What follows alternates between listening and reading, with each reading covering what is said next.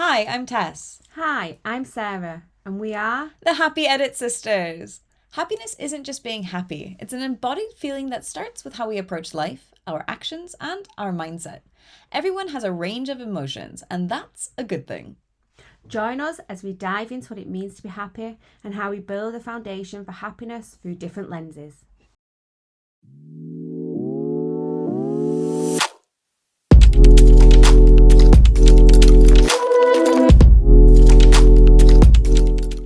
Hi, Sarah. Hello, Tess. Happy New Year. How are you?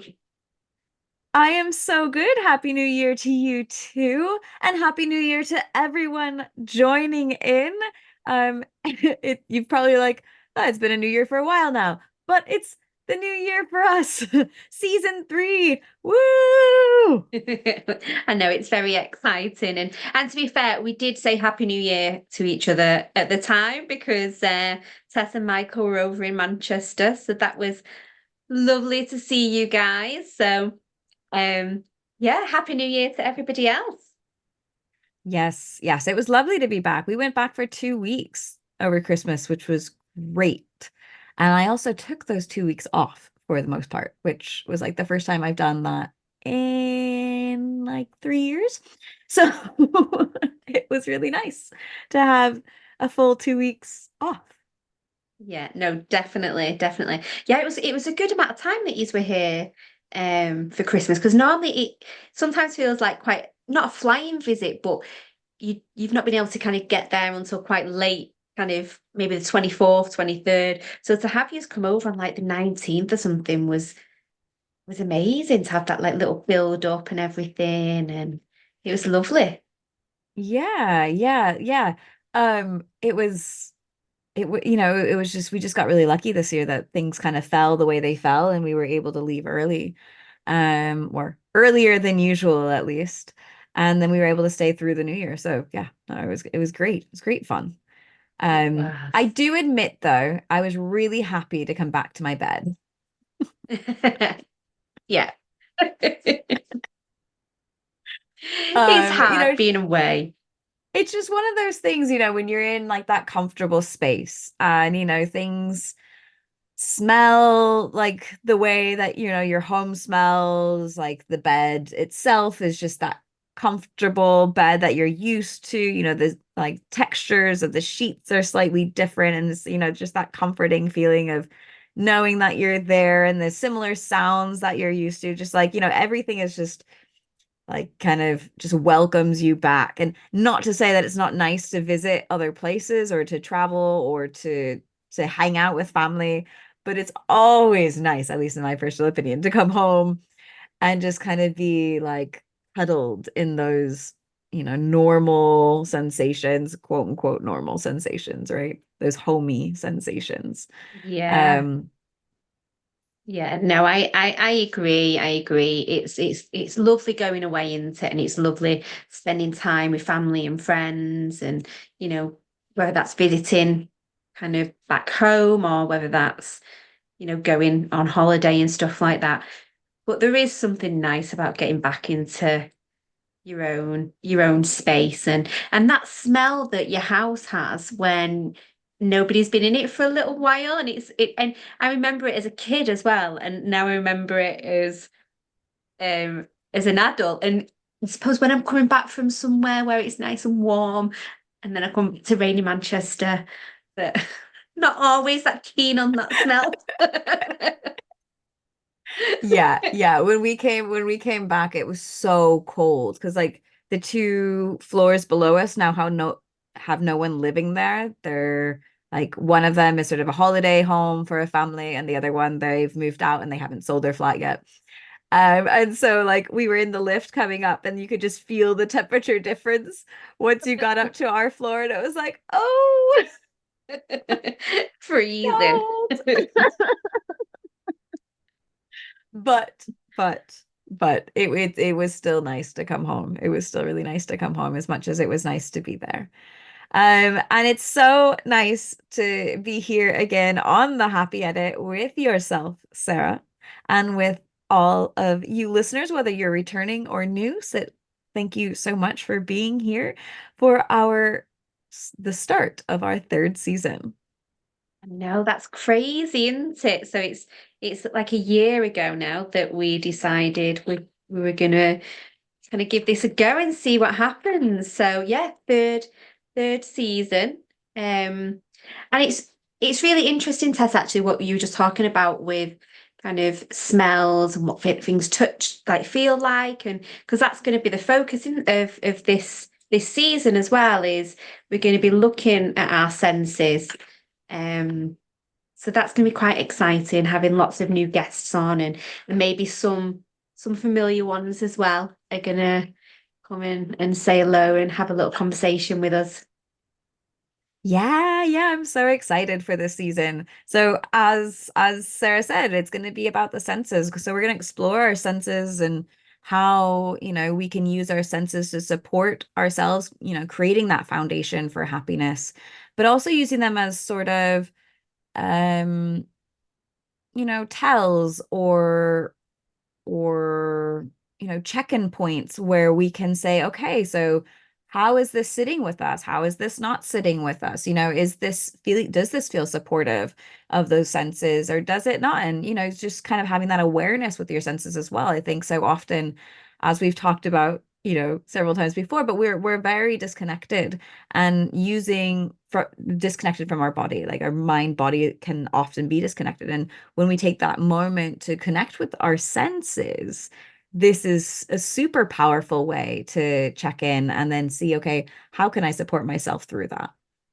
Definitely, definitely. And it just made me think then about, I'd say more, well, not more in CBT. I suppose it's in lots of the work that I do as a therapist, but definitely within like CBT and compassion focused techniques and mindfulness kind of CBT and things like that, that we draw upon our senses all the time, whether, like you said, whether that's to kind of check in and see, actually what's going on for me right now, you know, thinking about, did that situation trigger something that we could then feel within our body, but then also using those skills as regulation techniques Yeah. as well. So it's something that we often kind of draw upon.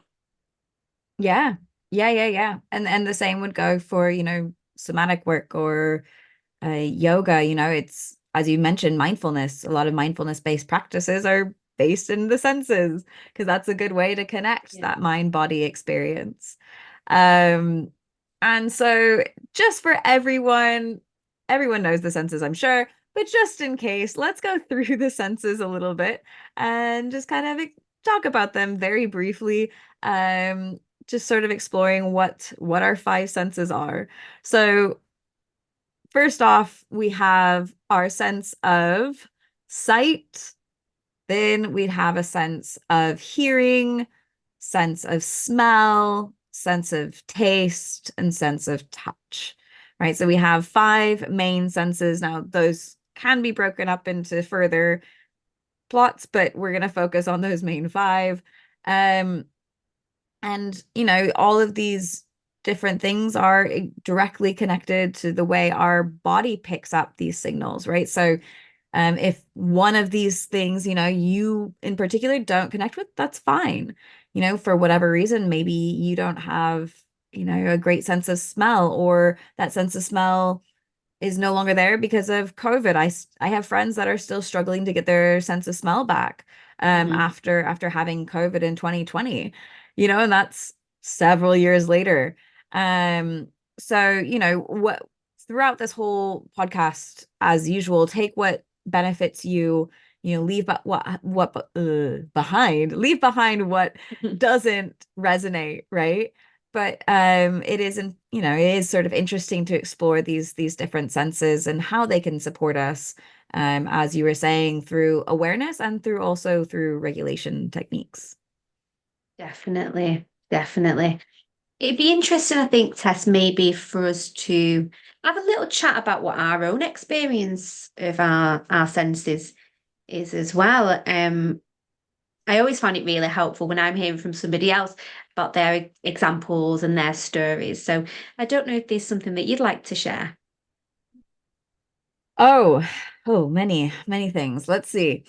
Um, well, I would definitely say that for me, the sense that I connect to most is probably, I mean, obviously sight, because we use a lot of that, but I would say hearing is really big for me.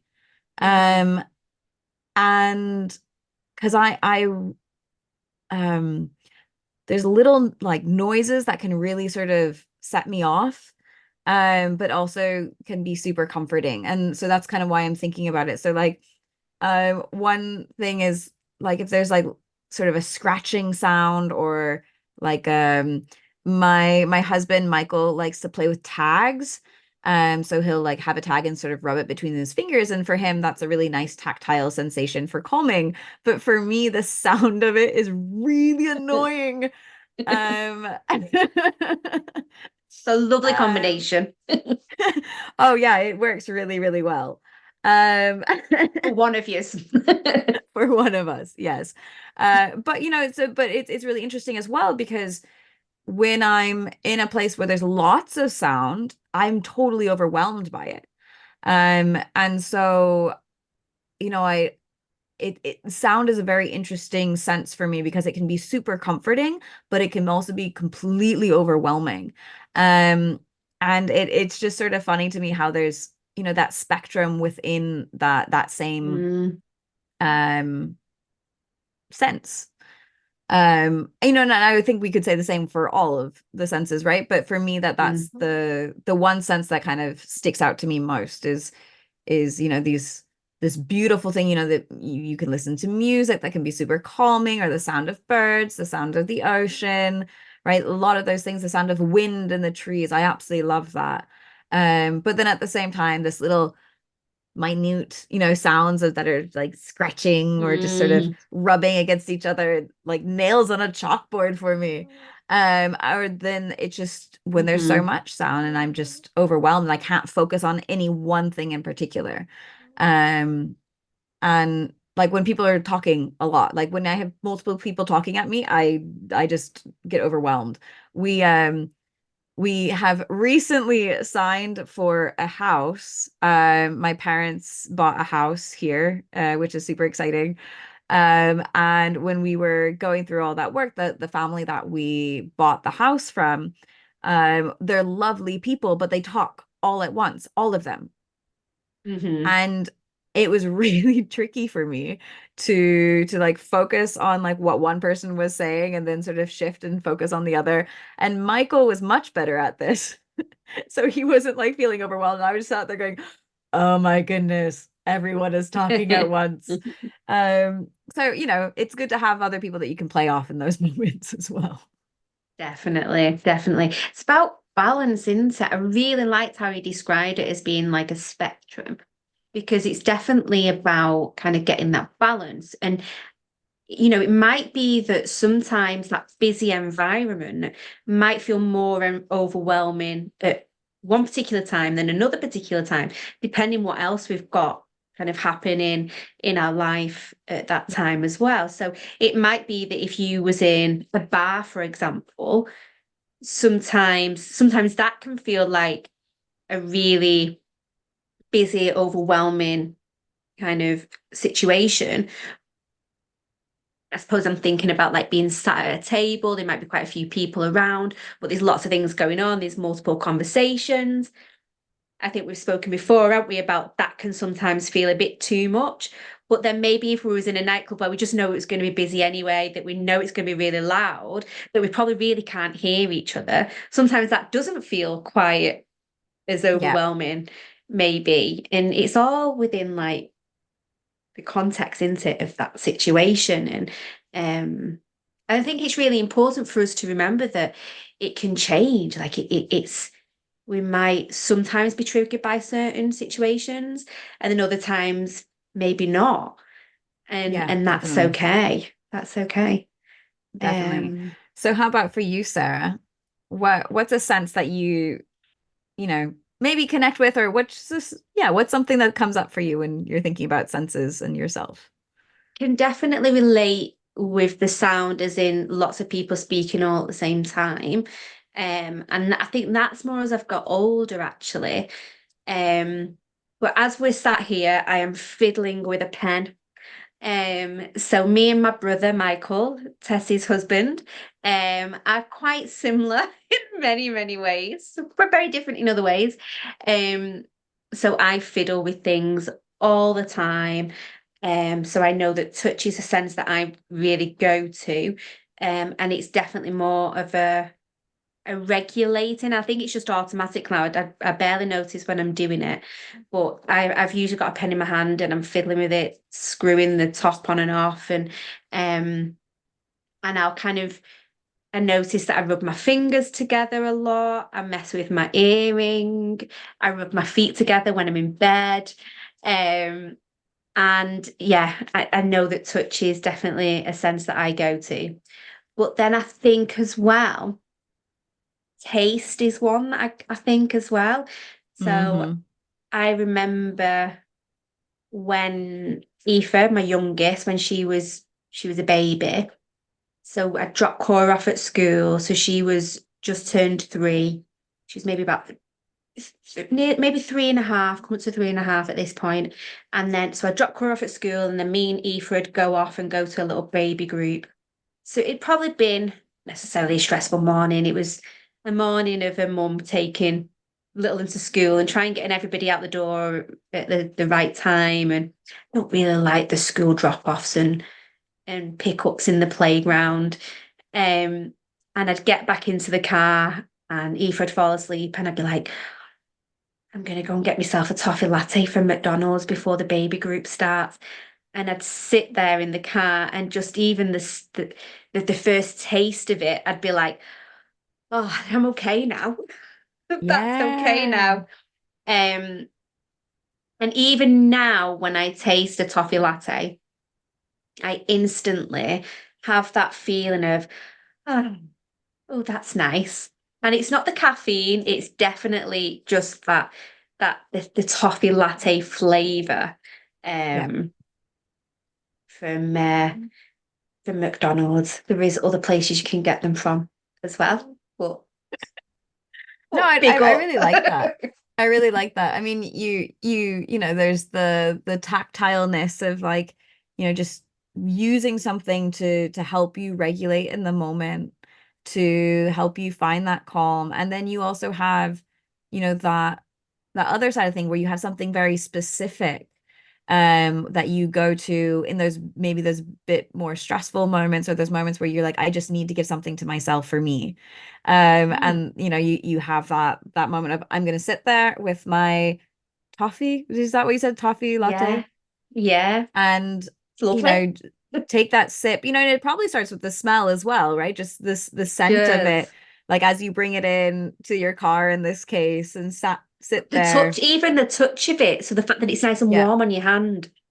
yeah, yeah, exactly. So it's all the senses, but then that first flavor in the mouth, it's just like this, pure, I don't know, ease flowing through the body from the first touch of the liquid to your tongue, right? Like it's just like this.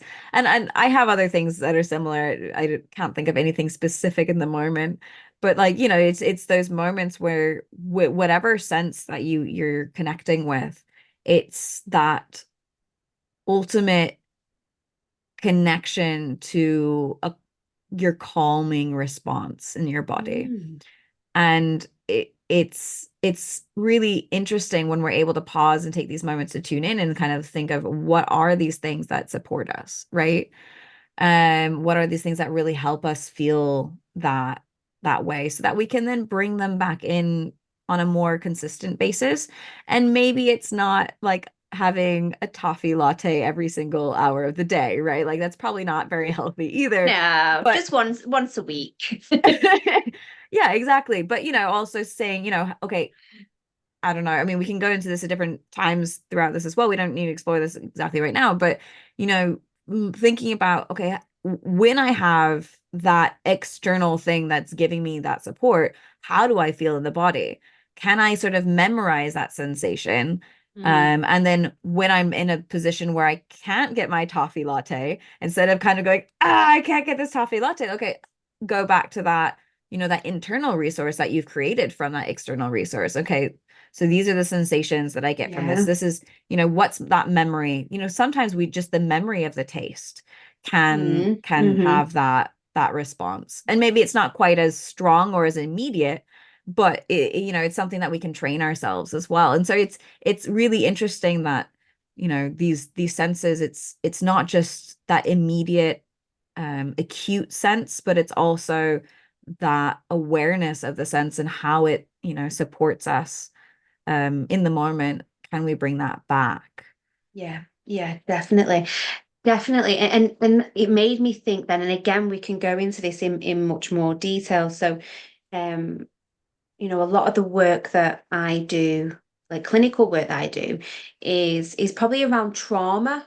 So a lot of trauma kind of based work and things like that. So actually one of the main things when you do trauma work is around creating a safe space within the body to then be Mm-hmm. able to explore the cognitions and emotions around the trauma and things. And so one of the things that I've done lots of times is creating that safe space, so creating a safe image. Mm-hmm. And that is purely focusing on, creating this image of where it might be somewhere where they've been before, or it might be just something that they've able to create in their own mind. But it's based on all the senses of Yeah. how that feels to be safe in that moment, to feel secure, to feel calm and relaxed. And it's such a powerful exercise. And then what I would suggest to people is keep practicing that outside of the session. So not necessarily when you're feeling anxious or overwhelmed or triggered, but keep practicing it when you're not, so that it's that place where, we can automatically go, well, maybe not automatically, but you know, it's a quick route to Much get there. easier. Yeah. Yeah, yeah. And it's so powerful. Oh, it so is. It so is. Yeah, creating that what I would call an inner resource, right? That you can go to. And like you say, you're using the different senses to recreate that. And it can come from, as we said, like that external research, that coffee, or maybe like, some pet, like a lot of people have pets that, can help them regulate that co-regulation, right? So maybe you can't pet your dog or your cat, but just, sort of imagining what that sensation is like. Maybe, putting your hand against your own leg and sort of just imagining that it's your cat, your dog, things like that, where you use yourself to Mhm. create or to recreate that resource for you, I think is so important. Um, because as you say, when you're able to create that safe space, then you're able to do other work beyond it. You're able to, Mm. expand that window of tolerance. Whereas if you're not feeling safe, you're not going to be able to do that work. You're not No, going to and be able it's to not release safe. things. No, and it's not safe to neither, No, you no, know, exactly. because you're not going to be able to contain what might come from that. So, yeah, definitely very powerful and helpful strategies. Yes. Yes, completely, completely. Oh, I am so excited to jump into the rest of this season. I hope everyone listening is as well. As Sarah said, we have some wonderful guests coming up, so I'm super excited to share their wisdom with you. And we're going to kind of break things up. So the idea of this season is to kind of focus on different aspects of our senses, so the different senses with these wonderful professionals from lots of different fields as well. Really kind of exploring, all these things from many angles so that you at home can see how you can fit this in a little bit better into your life, because maybe you don't always connect with what Sarah and I say because we have, a certain background. And so we always hope that with our guests that we bring on to have these different lenses so that you can see these things from different angles and, kind of explore, okay, maybe this is how this person can bring this in. Oh yeah, I connect with that a little bit more. Or oh, I like how they worded that, right? So it's always fun for me to hear it from different people. And, that's one of the things I love about podcasts is that, you have all these this opportunity to explore from lots of different angles. No, definitely. It's going to be it's going to be really interesting. It really is going to be interesting to meet all these different guests. And I'm really mindful that Rosa, we've all met Rosa before, haven't we, the dog? She was just about to bark then. So I thought that was going to give everybody a little sense of the hearing. And I didn't even ask her to do that. Hi, Rosa. I can see her looking at the window thinking that she's going to bark. Is the postman out there? No, I don't think so. Well, Sarah, thank you so much for being a part of this next season with me. I'm super excited that we're jumping into the senses. This is something I've wanted to do for a while. And thank you, all the listeners, for joining both of us in this next season. Yes, it's going to be good. And we always do the little happy edit tool at the end as well. So I was just wondering, Tess, if maybe we should invite the listeners just to have a little bit of a think about their senses and what that means to them. Nothing else, just what senses means to them over the next week or so. And then we've I got love that. some brilliant, and we've got some little guests, maybe a little sneaky peek. Got some little mini guests that are going to be appearing on the next episode. So watch this space. Yes. Oh, I'm so excited for you to hear all the wisdom that comes out of these mini guests. Thank you so much for joining us. Enjoy that exploring of your senses, and we'll see you or talk to you or converse with you next week. Take care, everyone. Bye. At the Happy Edit podcast, we're mindful that the podcast is not a replacement of therapy.